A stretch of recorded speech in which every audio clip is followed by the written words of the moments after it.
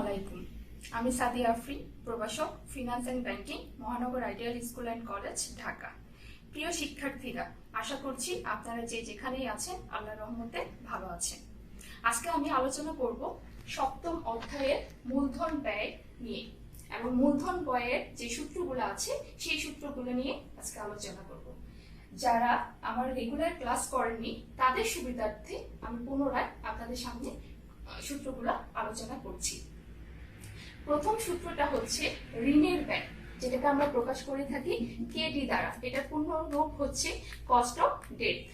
এই সূত্রটাকে আমরা আবার দুই ভাগে ভাগ করতে পারি বা দুই পদ্ধতিতে করতে পারি। যেটা প্রথম হচ্ছে অপরিশুদ্ধ ঋণের ক্ষেত্রে, দ্বিতীয়ত হচ্ছে পরিশুদ্ধ ঋণের ক্ষেত্রে। অপরিশুদ্ধ ঋণের ক্ষেত্রে অপরিশুদ্ধ বলতে কি বোঝানো হয়েছে? অপরিশুদ্ধ বলতে বোঝানো হয়েছে যেখানে বছর নির্দিষ্ট করে বলা থাকবে না, বা চিরস্থায়ী মেয়াদকে বোঝানো হয়েছে, চিরস্থায়ী বন্ডকে বোঝানো হয়েছে। দেখেন কেডি এখানে কর পরবর্তী ব্যয়, কর পরবর্তী ব্যয় বলতে কেডি বোঝানো হয়েছে। কর পরবর্তী ব্যয়ের সূত্র হচ্ছে I * 1 - T / NSB * 100। যখন প্রশ্নে আপনার NSB দেওয়া থাকবে তখন আমরা এই সূত্রটা লিখব, আর NSB যখন দেওয়া থাকবে না তখন আমরা এই সূত্রটা লিখব। তো প্রতিটার অর্থ দেখেন, KI = হচ্ছে কর পূর্ববর্তী ঋণ মূলধন ব্যয়, যেটার পূর্ণ রূপ হচ্ছে cost of debt before tax. আর কেডি মানে হচ্ছে কর পরবর্তী ঋণ মূলধন ব্যয়, cost of debt after tax. আয় মানে হচ্ছে বার্ষিক সুদের হার। এখানে অনেকেই ভুল করে থাকি যে আয় বলতে সুদের হারকে বোঝানো হয়ে থাকে, কিন্তু না, এই অঙ্কের ক্ষেত্রে আয় মানে হচ্ছে বার্ষিক সুদের পরিমাণ। তো সেটা আমরা আপনার লিখিত মূল্যের উপর কুপন সুদের হার পার্সেন্টেজ করে যে টাকাটা পাবো সেটাই হচ্ছে আয়। আর এনএসবি মানে হচ্ছে শেয়ার বিক্রি হতে প্রাপ্ত অর্থ। এখানে আপনার এনএসবির ক্ষেত্রে যদি হচ্ছে প্রশ্নে আপনার ইস্যু খরচ দেওয়া থাকে, সেই ক্ষেত্রে আমরা বিক্রয় মূল্য থেকে ইস্যু খরচ বাদ দেওয়ার পরে যে টাকাটা পাবো সেটা হচ্ছে এনএসবি। ঠিক আছে? আর টি মানে হচ্ছে কর হার। অনেকেই আমরা ভুল করে থাকি যে এই অঙ্কের ক্ষেত্রে ব্যক্তিগত কর হার আসবে নাকি কর্পোরেট কর হার আসবে। আমরা জেনে নেই যে ঋণের ব্যয়ের ক্ষেত্রে আমাদের অবশ্যই কি আসবে? কর্পোরেট কর হার। এখানে কিন্তু ব্যক্তিগত কর হার আসবে না। ব্যক্তিগত কর হার আমাদের কোথায় আসবে? সংরক্ষিত আয়ের ক্ষেত্রে। তারপরে আসি পরিশুদ্ধ ঋণের ক্ষেত্রে। পরিশুদ্ধ বলতে যেখানে বছর নির্দিষ্ট করে বলে দেওয়া থাকে বা মেয়াদ নির্দিষ্ট করে বলে দেওয়া থাকে, সেটা সূত্রটা দেখেন, কর পরবর্তী ব্যয় KD = I * 1 - T + MB - NSB by হচ্ছে N by MB + NSB by 2 * 100। এই সূত্রটার সাথে কিন্তু আমরা অনেকেই পরিচিত, কারণ আপনাদের ষষ্ঠ অধ্যায়ে আমরা এই সূত্রটা দিয়ে অঙ্ক করেছি। সেখানে শুধু NSB এর ক্ষেত্রে আমরা কি লিখেছি? SB লিখেছি। তো এমবি মানে হচ্ছে কি? এমবি মানে হচ্ছে পরিশোধযোগ্য মূল্য বা মেয়াদপূর্তি মূল্য, যেটাকে আমরা ইংলিশে বলে থাকি ম্যাচুরিটি ভ্যালু। আর এন দিয়ে বোঝানো হয়েছে সময়কাল, number of year to maturity. ঠিক আছে? তো দ্বিতীয় সূত্রটা হচ্ছে অগ্রাধিকার শেয়ারের ব্যয়, যেটাকে আমরা প্রকাশ করে থাকি কেপি দ্বারা। এখানেও সেম ভাবে দুই ভাবে করে থাকি, একটা হচ্ছে অপরিশুদ্ধ অগ্রাধিকার শেয়ারের ক্ষেত্রে, আর দ্বিতীয়ত হচ্ছে পরিশুদ্ধ অগ্রাধিকার শেয়ারের ক্ষেত্রে। অপরিশুদ্ধের ক্ষেত্রে আসে KP = DP by P0 - FC * 100। এখানে P0 - FC না দিয়েও আপনি NSB দিতে পারেন। ঠিক আছে? আর যদি হচ্ছে আপনার এফসি দেওয়া না থাকে প্রশ্নে, সেক্ষেত্রে আপনি শুধু P0 দিতে পারেন। তো এফসি মানে হচ্ছে এখানে বোঝানো হয়েছে আপনার ফ্লোটেশন কস্ট, আর ডিপি মানে হচ্ছে শেয়ার প্রতি লভ্যাংশের পরিমাণ, P0 মানে প্রতি শেয়ারের বাজার মূল্য, এফসি তো বলেই দিলাম উত্তোলন ব্যয় বা ইস্যুকালীন খরচ। দ্বিতীয় সূত্রটা হচ্ছে পরিশুদ্ধ অগ্রাধিকার শেয়ারের ক্ষেত্রে। পরিশুদ্ধ অগ্রাধিকার শেয়ারের ক্ষেত্রে সূত্রটা হচ্ছে KP = DP + MB - NSB by N by MB + NSB by 2 * 100। DP আমরা সবসময় অভিহিত মূল্য বা লিখিত মূল্যের উপর পার্সেন্টেজ করে যে টাকাটা পাবো সেটাই হচ্ছে ডিপি। ডিপি মানে শেয়ার প্রতি লভ্যাংশের পরিমাণ। পরিমাণ বলতে বোঝানো হয়েছে হারকে না, কিন্তু এখানে টাকার পরিমাণকে বোঝানো হয়েছে। তাহলে কি লিখিত মূল্য যেটা দেওয়া থাকবে ফেস ভ্যালু, সেটার উপর পার্সেন্টেজ করে আমরা ডিপি বের করব। তৃতীয় সূত্রে চলে যাই আমরা। তৃতীয় সূত্র হচ্ছে সাধারণ শেয়ারের ব্যয়, যেটাকে আমরা প্রকাশ করে থাকি ই দ্বারা। সাধারণ শেয়ারের ব্যয় আমরা হচ্ছে তিনটা পদ্ধতিতে সূত্র করে থাকি বা অঙ্ক করে থাকি। প্রথমত হচ্ছে শূন্য লভ্যাংশ বৃদ্ধি, দ্বিতীয়ত স্থির হারে লভ্যাংশ বৃদ্ধি, তৃতীয়ত নতুন ইস্যুকৃত সাধারণ শেয়ারের ব্যয়। শূন্য লভ্যাংশ বৃদ্ধি। শূন্য লভ্যাংশ বৃদ্ধি বলতে বোঝানো হয়েছে যে শেয়ার মালিকদের প্রত্যাশিত লভ্যাংশ অপরিবর্তিত থাকে। তার মানে প্রতি বছর একই হারে আপনার লভ্যাংশ প্রদান করে থাকে। যেমন ধরেন এই বছর 10 টাকা দিলে সামনের বছরও 10 টাকা, তারপরের বছরও 10 টাকা, একই রকম থাকে, কোনো পরিবর্তন হয়নি। সেটাই হচ্ছে শূন্য লভ্যাংশ বৃদ্ধি মডেল। তো শূন্য লভ্যাংশ বৃদ্ধি মডেলের সূত্র হচ্ছে K = D1/P0 × 100। D1 গত ক্লাসে আমি কিন্তু আপনাদেরকে D1 এবং D0 সম্পর্কে ভালোভাবে বলে দিয়েছি। D1 বলতে বোঝানো হয়েছে আপনাদের যে প্রত্যাশিত লভ্যাংশের পরিমাণ, প্রত্যাশিত যেটা এখনো পাননি, ভবিষ্যতে বা বছর শেষে যে লভ্যাংশের পরিমাণটা পেয়ে থাকবে সেটাই হচ্ছে D1। আর D0 মানে প্রদত্ত, যেটা হচ্ছে বর্তমানে বোঝানো হয়েছে, মানে বছরের শুরুতে যে লভ্যাংশের পরিমাণটা পেয়ে থাকি সেটাই হচ্ছে D0।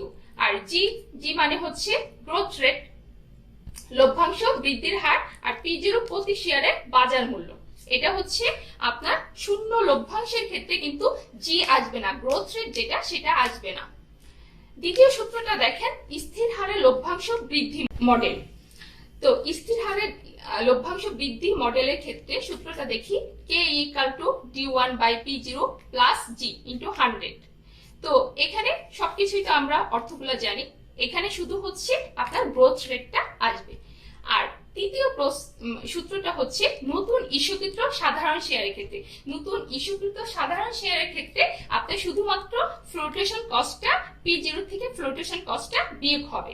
এটা শুধুমাত্র নতুন ইস্যুকৃত সাধারণ শেয়ারের ক্ষেত্রে। তো আপনার D1 বের করার সূত্র আছে D1 = D0 × 1 + G। চতুর্থ সূত্রে চলে যাই। চতুর্থ সূত্র হচ্ছে সংরক্ষিত আয়ের ব্যয়, যেটাকে আমরা প্রকাশ করে থাকি KR দ্বারা। এই ক্ষেত্রেও তিনটা নিয়মে আমরা সূত্র করে থাকি।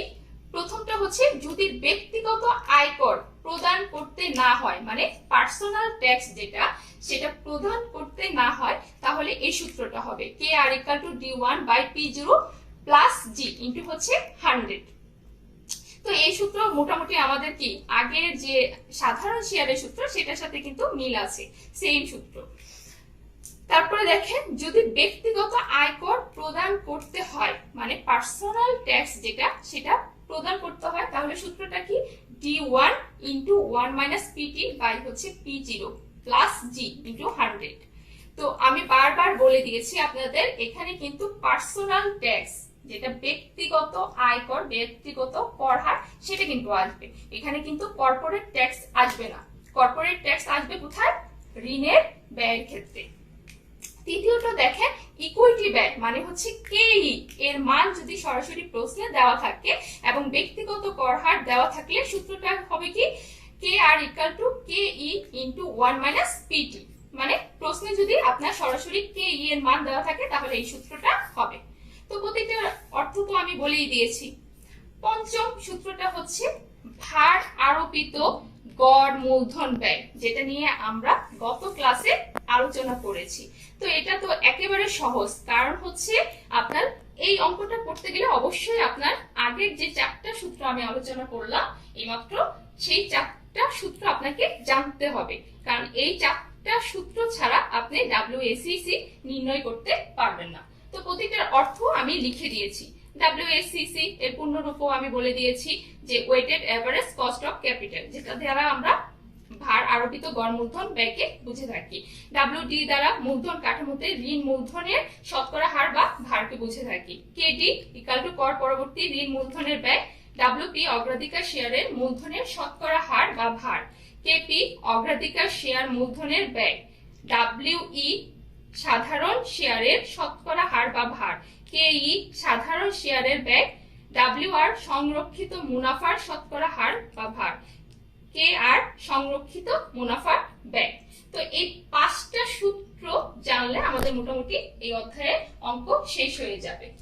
তারপরে দেখেন, তারপরে এই অধ্যায়ে আরেকটা সূত্র আছে আমাদের, সেটা হচ্ছে সিএপিএম মডেল, যেটা আমরা নবম অধ্যায়ে ঝুঁকির যে অধ্যায়ের অঙ্কটা করেছি সেই অধ্যায়ে কিন্তু এই সূত্রটা আমরা প্রত্যেকে এই সূত্রটার সাথে পরিচিত। কারণ হচ্ছে সেখানে প্রয়োজনীয় আয়ের হার বের করতে আমরা কিন্তু এই সূত্রটা ব্যবহার করেছি। তো সিএপিএম এর পূর্ণরূপ, এই পূর্ণরূপ কিন্তু আপনাদের জ্ঞানমূলক অথবা অবজেক্টিভে এসে থাকে। Capital asset pricing model. তো এটা সূত্র আপনাকে যদি হচ্ছে মূলধন সম্পত্তি মূল্যায়ন মডেল পদ্ধতিতে আপনাকে যদি কে ই এর মান বের করতে বলে, তাহলে এই সূত্রটা আপনি দিয়ে বের করবেন। তো K equal to R F plus R M minus R F into beta.